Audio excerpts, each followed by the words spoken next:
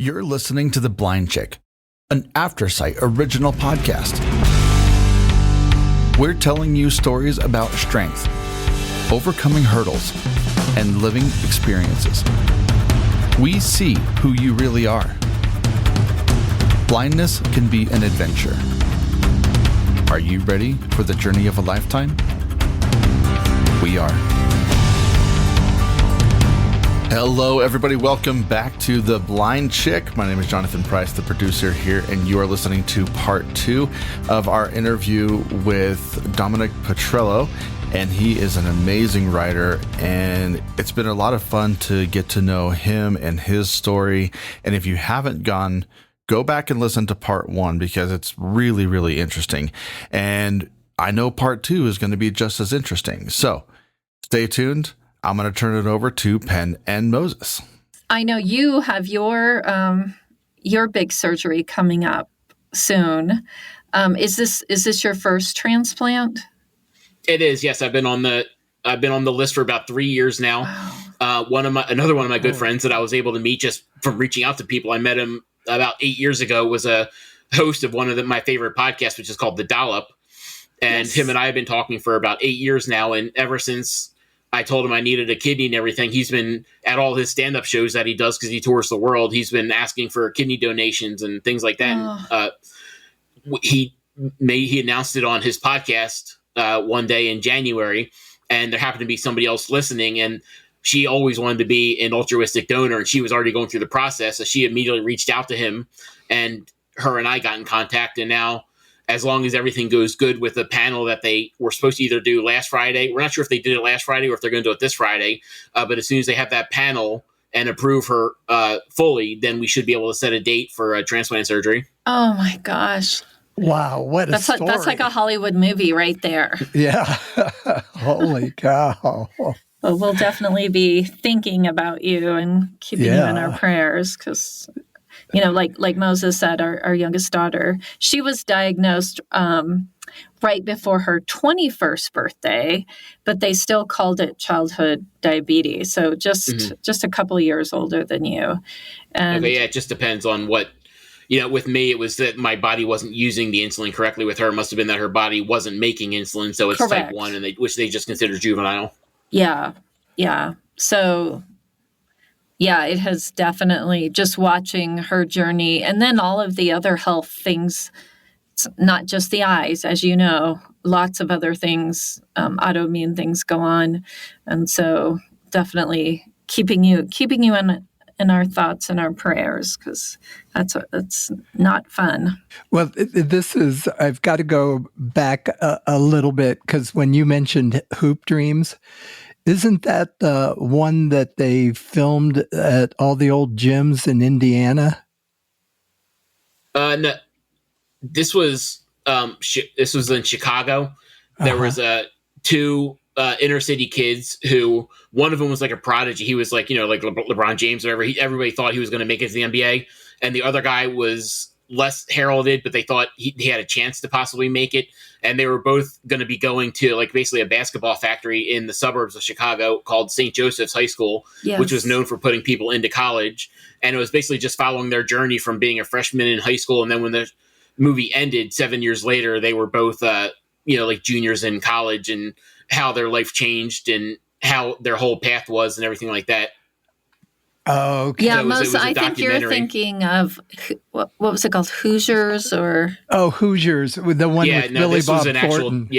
This was a documentary about the two players. Okay. It was an amazing movie. Yes, I think we saw it at one of the film festivals. Yes. And but we'll definitely have to watch it again to refresh our memory. Yeah. About it. Because it still fits, because you're all about sports.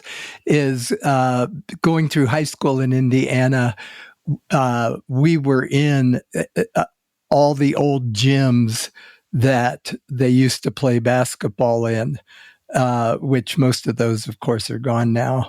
But it was a big nostalgia thing. What are some of the changes that need to happen to make sports journalism more attainable to others who are blind? A lot of it honestly, I think has to do with society. I mean, it's a fact now that for some reason, whether you're, especially when you go blind later in life, when you're born blind, people expect one thing of you, which is unfortunate, but it is. But when you go blind during life, for some reason, people think, and I hate to say it this way, but people think you get stupid when you go blind. They think that when your eyes go, your mind goes or something, and it doesn't. Your hearing. Your hearing gets better, and your sense of smell gets better, and everything else gets better when you go blind because you're losing one sense. But yeah, they just think that for some reason that when your eyes go, your mind goes as well, and it doesn't. So people need to take the stigma away from the disabled. They need to start looking for the best person to do the job, not the best able-bodied person to do the job. It's kind of like being a woman or a minority or whatever it is, that you basically have to be twice as good to be seen as half as valuable. Yeah. And that needs to change. Everybody needs to be seen as equally as valuable, no matter if they're blind or if they're deaf or if they're black or if they're white or if they're a woman or whatever. If they're transgender, it doesn't matter. Everybody should be everybody. And you should be looking for the right person to do the job. That's why, it's amazing to me. I was telling a story before to Jonathan that there was one of my friends that I used to be in the NFB. I'm not anymore, but that's just a different story. But I was in the NFB, and one of the people that was in there with me, he went in for an interview to be like a masseuse thing at like a hospital or something. And the lady came out to interview him, and he walked to the door or whatever, and she opened the door or whatever, and she's like, "Oh, I didn't realize you were blind." And he's like, "That's okay. I didn't realize you're a woman." And it kind of broke the tension, and she's like, "Fair enough." He ended up getting the job, and so it's just a weird thing. You have to look for people for what they are. I always say everybody should have to go blind for a year. Yeah. That way you'll meet people for what they're on the inside. You won't immediately, when somebody walks up to you, most you could say this, when somebody walks up to you, whether it's, you don't do it on purpose, it's just innate in you to say, "Oh, I'm not going to be that person's friend," or, "Oh, what's up with this person? He looks skeevy," or "She looks skeevy," whatever. Yeah. But with Penn and I, we go by what we see, basically what we see in their heart, what we see in their voice, what we see in their mannerisms. So to me, everybody should have to go blind for a year. I think a lot of the race, not all of it, because there's always going to be those idiots out there, but there are a lot of the racism, a lot of the sexism, a lot of the bigotry and stuff prejudice would leave the world if everybody could go blind for a year and live the way that we do and realize that it's not what a person looks like, it's how a person acts and what their actions are. And a lot of people say they feel that way, but they don't. That's true. I was interviewed for a newspaper, and they asked me for a quote, and my quote was, "Be careful what you say. Sometimes your words is the only thing I can see." And it's true, right? It's like, I do the same thing. I can't look across the room and go, "Oh, that looks like somebody I would like to get to know." It made dating a little more interesting when I was younger. But where I have to either find my way over to that person and actually have a conversation with them, and even just that effort sometimes is a barrier. And that's on me. I don't want to make myself, navigate this room to get over to that person. But or they need to reach, they need to connect with me, because I might not even know they're standing on the other side of the room. And then to me, if somebody approaches me and says, "Oh, hi, I'm Dave, what's your name?" Even just that, them approaching me tells me something about them. Because I'm standing there with my white cane or my guide dog. So I feel like it's pretty apparent that I'm blind, low vision. And so just the act of them coming over and introducing themselves to me says a lot about a human being. So it is that, for all of you out there that are really nervous when you see somebody with a white cane or a guide dog, and you are standoffish to us, it actually does tell us something about you. And or at least me, I am that way. But I get so much out of a person's voice, their tones, that it's almost like I get this deeper sense of them than any sighted person could. Because I do feel like sometimes that people who have 20/20 vision, that is what is blinding them. So it goes along with you. Like, I would love that if, all the sighted people I knew went blind for a year, because it would also force them to look at the world differently and to hear the world differently and taste the world differently and just be more engaged with all the things this beautiful world has for us. Absolutely. And if you're going to go blind, then you have to go through all the stuff we do too. So like if, Elon Musk goes blind for whatever reason, he doesn't get to work at Tesla. He doesn't have all his money anymore. He has to deal with the same things we do every day. So it's, so just, you have to, basically you have to lose everything to realize what you have when you get your sight back. Yes. Yeah, I think that's a big part of it, because when my experience living with Penn for the last 37 years it has changed me dramatically. And because I definitely had all the prejudices and did all the stupid stuff.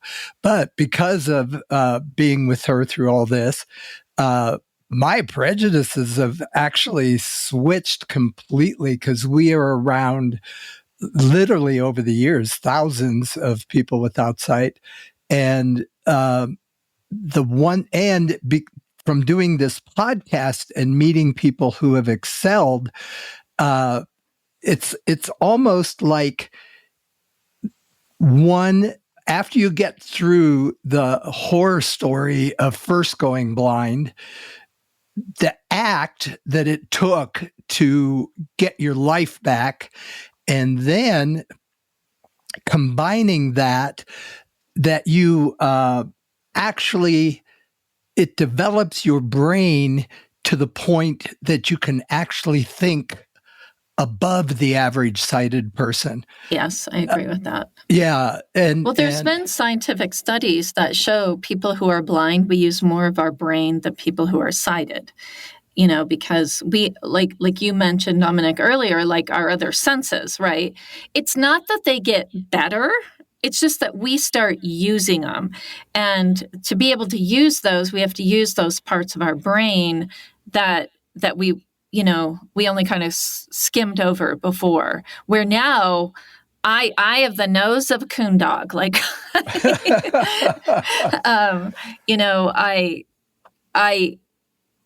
I use my sense of smell so much, probably even more than my sense of hearing. And I absolutely agree with you. For some reason, everybody asks me, "What your hearing get better?" No, but if anything got better, is my sense of smell. Yeah. Yeah.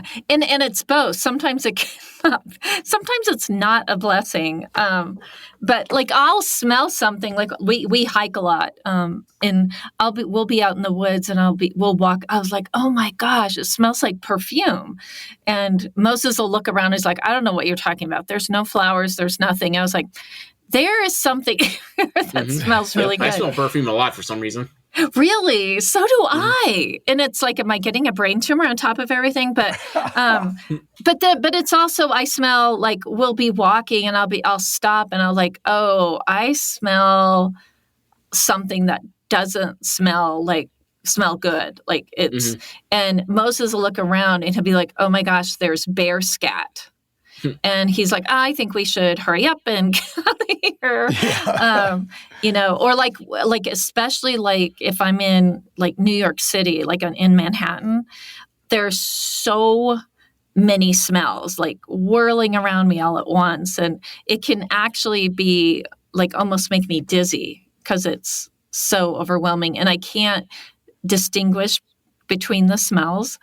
It's interesting. Yeah. You're the first person, because everybody always says, oh yeah, my sense of hearing got better. And I was like, really? It's my nose.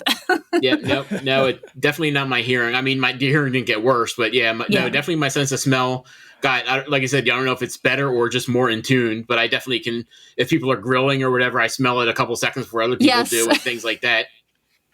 Yeah, well, with all of this good stuff, there are two major downsides for me living with a woman that has a good sense of smell and a photographic memory, is that if we get in an argument, she can repeat anything I have said for the last 37 years.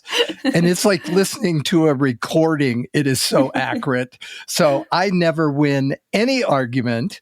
And then being an old guy with her sense of smell, I have to take a shower way more than I would normally take. She'll walk past me and she'll go, "Get in the shower." Well, women always win the argument. That's how you stay happy. Yeah. And it's not really a photographic memory either. It's a woman thing where they can recall anything from like 17 years ago, but they can't remember what they had for breakfast that morning. That's right. That's right. I know. She's brought up stuff that I'm guilty of that I don't even remember being there. So You just have to make sure it's not a Dan Aykroyd thing in Great Outdoors where he's like, "Remember that I told you?" He said, "I was drunk. Oh, I made it up."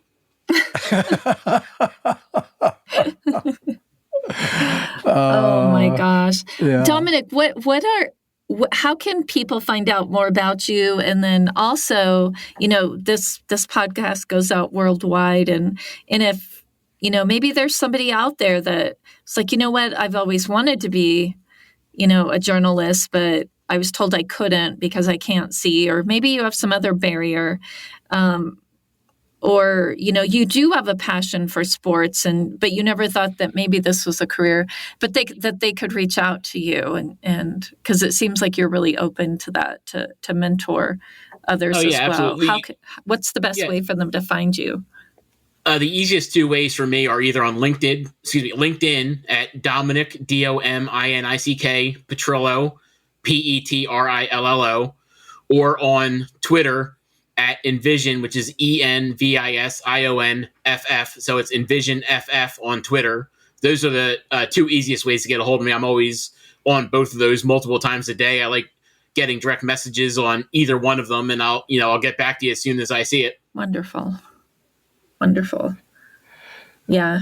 It's I don't know about you, but it's growing up without vision. I had mentors, kind of like you were talking about, all these sports figures that it's just so neat that they're willing to talk to you and become, and that you've had you've started these amazing friendships with, and then all of a sudden you realize like, oh, I'm now the mentor. Like I actually have something to share and to give back. Are you at that point in your life that you feel that people now, because they are looking up to you, regardless if you know it or not, but do you feel that? I don't, only because I don't think I've really made it, because I'm only just right now. I want to be a full-time writer. I want to get my words out there. Right now, I just do a couple freelance articles a year for The Athletic or for USA Today or for the Eagles. I haven't done in a year because I worked for them for a year. But I can't really find my foothold in the industry, which I'm still trying to do. I'm trying to find that opportunity. I'm definitely willing to give anybody any information I can or help them in any way I can. And there have been a couple of people that reached out that I still stay in contact with that have asked me for help and everything. So I do everything I can do. I just don't feel like, I guess maybe I don't feel like I've earned it yet until I actually do make it. But I'm certainly willing to be a mentor, because I say to everybody that I talk to, whether it be, Jason or Ryan or Mark or anybody, that I don't have anything to offer you other than my promise that when I do make it, I'm going to try and pay it forward to anybody that I can. And I'm going to try and do the best I can to prove to you that I deserve the help that you've given me. And I take that to heart. Chris Wessling, one of the things that I loved about Chris and still love about him is he had a podcast called Around the NFL. And on that podcast, he had a segment where he said one time, he said, people come up to me and ask me how to become a football writer. And my first question to them is, why do you want to become a writer? And inevitably their answer was always because I want to write about football. And his answer to them would be the same thing every time. Well, you can write about football anywhere. There's hundreds and thousands of blogs out there that you can make up your own blog and write about football. You should want to be a football writer to help others and make a difference in the world. And I take that to heart, and I think about it, every day. And that's really what I want to do. And that's one of the reasons before he passed away, the motto that I came up with, that is the reason he actually got in touch with me, because he saw it on my Twitter profile when I reached out to him, was diabetes took my sight, left me with vision. And that really is my vision, is to help others through my words and through answering their questions and through mentorship and through anything that I can. But that really stuck with him. And that's the reason he actually responded back to my direct message originally, is because he went and checked out my Twitter profile and saw that on my Twitter profile and responded back how much he loved the sentiment. Yeah. Well, you were there. There's a pretty lengthy article about you in the New York Times. I don't know if you know that. No, I don't. I may have actually written it. I'm not sure. Maybe you did, but it was one Jonathan sent me. So people are noticing you are having a ripple effect. And I hope someday you can really feel that and see that, because I don't think you're giving yourself enough credit yet. But I do think so you mentioned you haven't made it yet. Like, what does that look like for you? So that you'll know, like, okay, I've made it. Like, what does that look like for you, Dominic? Yeah, I mean, I'm not trying to be, I'll say fancy, like Matthew Barry making, 7 figures and being known all around the world. But I'd love to be, on the Dan Wetzel, Pat Ford, Andy Staples, these guys that they have full-time employment, they're secure. They don't. I'm not, like I said, I'm not worried about making millions and millions of dollars. I want to make a livable wage. Obviously, I don't want to. Unfortunately, as we know, the sub minimum wage crap that they do with blind people and stuff, I don't want to do that. But I just basically being able to be at a solid company as a full time member and being able to help others would be making it. It doesn't have to, like I said, it doesn't have to be making $1 million or whatever, but just being able to full-time make a living as a sports writer and be able to help others while doing it would, to me, be considered making it. Wow. I bet a couple $1 million a year wouldn't hurt either, though. No, it wouldn't hurt, but it's not the most important thing. I mean, growing up, my thing was I always loved BMWs, and I still do, but my thing was I felt that if I was able to afford a BMW and a laptop computer and still be comfortable, that I knew I had made it. Now not being able to see, I don't need the BMW, but I'd still just love to be able to get my own place and be comfortable and be able to have a full-time job while helping others. That would be the best. That's awesome. I love that. And we're kind of on the subject already, but it sounds like you're doing everything right because it's who you know. And I would think with your wealth of information in the sports world that, man, you would be a social media hit with some of the stories you've told us today. And anyway, but I've got to ask the last question. Is what would you like our listeners to walk away with today for a last? Just anything that you want to put your mind to, you can do it. Don't be put off by people saying you can't do something, you shouldn't do something, you won't be able to do something. I was a hotel manager. Like I said, I was a motel manager, and I was a sales manager of that hotel for 5 years. After I went blind, I applied for a sales manager position at a nice hotel in Buffalo, New York, when I was up there for training. They did a phone interview with me.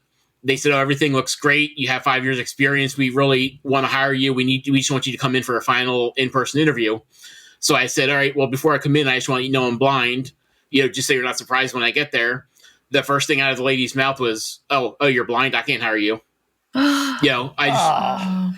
So don't let people, that's going to happen, but don't let it get you down. Don't let people's ignorance and stereotypes get to you. Just realize, and like I said to Jonathan before, whether it be writing an article, whether it be doing a podcast, whether it be, anything that you want to do, just think of it. And it may not be diabetes. Like in my case, it may be blindness, but just say, blindness took my sight, but it left me with vision. You can use it like that and just find out what your vision is and do everything you can to strive towards it. And like Matthew Barry says, and I'll clean it up, don't be an a-hole to anybody. Just you never know who you're going to need in the future, when you're going to be on your way down, when you're going to be on your way up. Be nice to everybody. Don't be a butthead to anybody, and just do everything you can to help people along the way. Oh, I love that. I love that. Well, Dominic, thank you so much for raising the bar for our community, because that's exactly what you're doing. And then also shattering some of those glass ceilings so that others behind us can reach a little bit higher because of the work that you are doing. And I really, really believe that. So thank you so much for taking your time today. And like I said, we'll really be thinking about you when you're going through your transplant next month. And don't be a stranger to the Blind Chick. So yes, absolutely. Thank you both very much. Thank you, Penn, and thank you, Moses, for having me on. It was great. Absolutely. And Dominic was on Game Changer podcast. By the time this airs, I think it would have come out last month, a few weeks ago. So make sure you check out Dominic. And for all you sports guys out there and girls, he really, really dives into fantasy football and all things sports there. So definitely check out Game Changer. And I definitely want to thank Moses for being my co-host, my sidekick for all these years. Thank Aftersight for supporting the Blind Chick. We absolutely could not be doing this if it wasn't for those. And this week, be kind to yourself and find a way to be kind to somebody else. It's good for your soul.